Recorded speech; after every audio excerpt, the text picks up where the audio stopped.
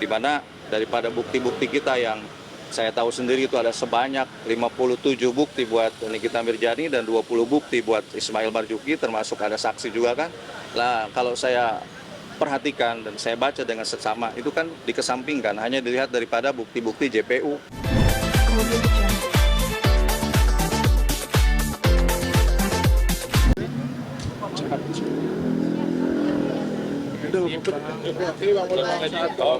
Ayo.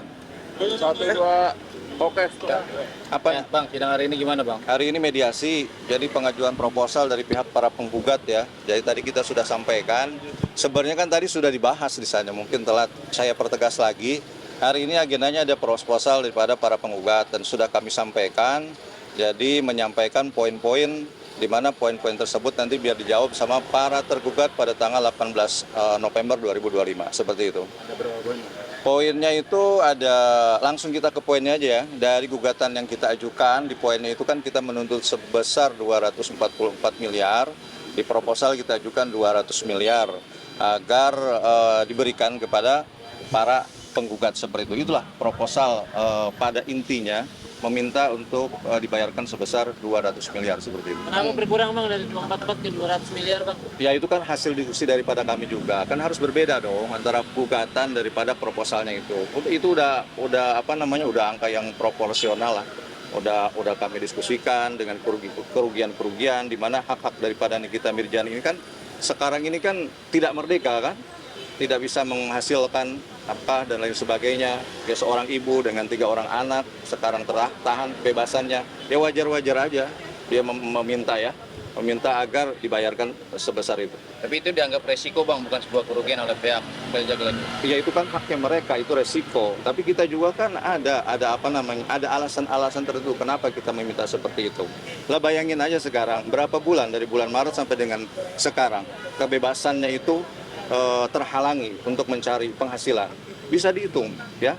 Jadi kalau misalkan dihitung-hitung sehari misalkan penghasilan Nikita Mirzani katakanlah misalkan 100 juta, 200 juta. Kalau dikasih berapa bulan, berapa? Coba hitung. Itu maksudnya. Oke, tadi pihak sebelah juga mengatakan bahwa dia akan coba memasukkan angka juga untuk menggugat. Oh itu haknya daripada tergugat ya, mungkin nanti akan melakukan gugatan balik atau apa, ya haknya mereka, nggak ada masalah. Kita akan hadapin, kita akan tanggapin, dan kita akan menghadirin sidangnya. Cuman kan kapan? Ya terserah kan, baru rencana atau seperti apa, tetap kita akan hadir untuk memenuhi daripada panggilan persidangannya, seperti itu. Dibilang kecewa nih Bang, melihat katanya gugatan Ini ini yang mana tidak nih? serius Bang. Kenapa? Karena Abang tidak menghargai waktu. Tidak menghargai waktu bagaimana? Kita kan janji memang jam 2, jam 1. Kita datang jam 2. Jarak 1 jam itu ya menurut saya wajar lah. Kondisi di dalam juga kan ruang mediasi masih dipakai. Terus keadaan Jakarta juga kita tahu sendiri kan. Galian di sono dan lain sebagainya. Yang penting kita datang, tetap hadir. Nah, konsekuensinya apa? Tidak ada konsekuensi buat kita untuk tidak menghadiri. Kita hadir kok. Hadir, kita menyerahkan proposal yang kita janjikan ada, tidak ada masalah menurut saya. Bang ini Seperti menyangkut apa? uang yang besar Bang, 17 Ya.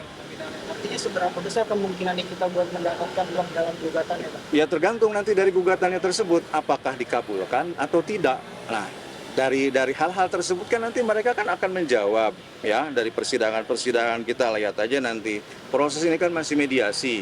Mediasi itu tidak berbicara pada pokok perkara. Mediasi itu berbicara perdamaian. Andaikan nanti perdamaian itu disepakatin, berarti kan akan bayar.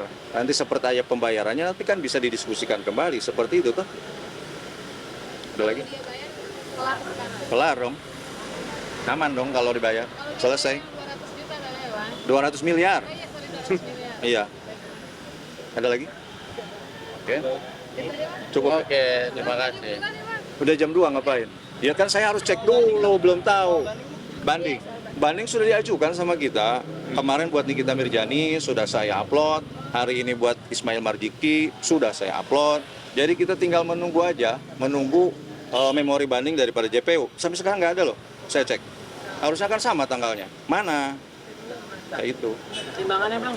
Pertimbangan ya seperti yang pernah dikatakan sebelumnya. Kita kan tidak setuju dengan pertimbangan hakim pada putusan pada tanggal 28 Oktober 2025 itu kan, di mana daripada bukti-bukti kita yang Saya tahu sendiri itu ada sebanyak 57 bukti buat Nikita Mirzani dan 20 bukti buat Ismail Marzuki, termasuk ada saksi juga kan.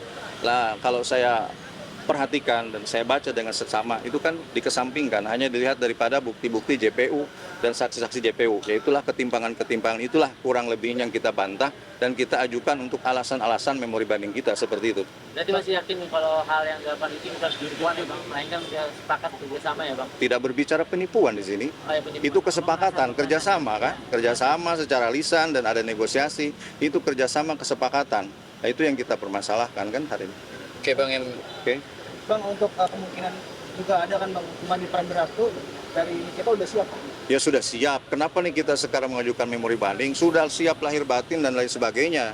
Ya kemungkinan pada saat mengajukan banding itu kan ada 3. Pertama menguatkan, kedua bisa jadi lebih tinggi, ketiga bebas atau dikurangkan kan? Ya tinggal dipilih aja. Siap dengan segala konsekuensinya.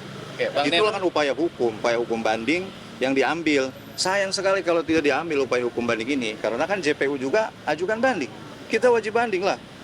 Seperti itu. Sebelum banding mungkin pesan dari kita ke tim pengajar seperti apa Bang? Semangat, sehat terus. Sampai titik darah bakal kita. Yoi, pantang pulang sebelum padam. Bang, artinya dalam banding itu meminta agar kita segera dibebaskan. Iyalah, pastinya kita minta dibebaskan untuk Nikita Mirzani dan Ismail Marzuki, seperti itu. Bang, ini menjadi Cukup. sorotan kan berulang kalinya nih kita hadir berjualan secara live di dalam. Oh saya nggak tahu, kalau itu kan difasilitasi juga sama pihak rutan. Kan mungkin kelihatan tuh pakai handycam, di belakangnya ada yang jalan-jalan. Itu kan fasilitas daripada rutan. Ya kalau menurut saya sah-sah aja. Ngapain begituan dipermasalahkan gitu kan? Ada fasilitas. Menurut pengamat dalam lapas juga dikatakan bahwasanya penggunaan wartel tersebut itu hanya untuk kebutuhan yang mendesak atau urgensi, Bang. Ini kan dalam arti berdagang bukan urgensi nih, Oh Bang. saya nggak tahu kalau itu kan pihak lapas yang berkomen. Kalau yang lainnya saya nggak tahu. Saya tidak mau mengomentari tersebut ya. Cukup. Oke. Terima kasih ya Bang. Yo. Apa? Niki pindahin kemana? Belum tahu dipindah. Kenapa? Wah, saya belum tahu sampai itu.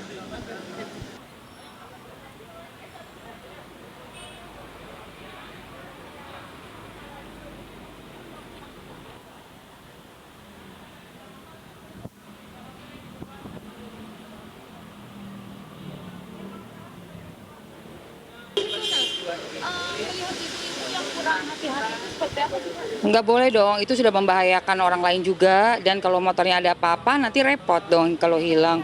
Diambil, dibawa kabur udah. Lah, ya kan akhirnya kan dibawa kabur.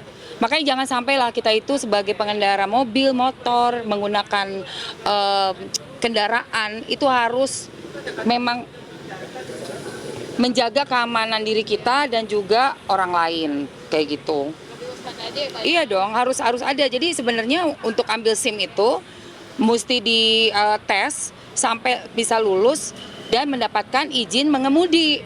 Kalau nggak ada SIM, nggak ada diujinya juga nggak sesuai, akhirnya seperti itu, tindakannya juga sembarangan aja di jalan. Ya, gitu aja ya.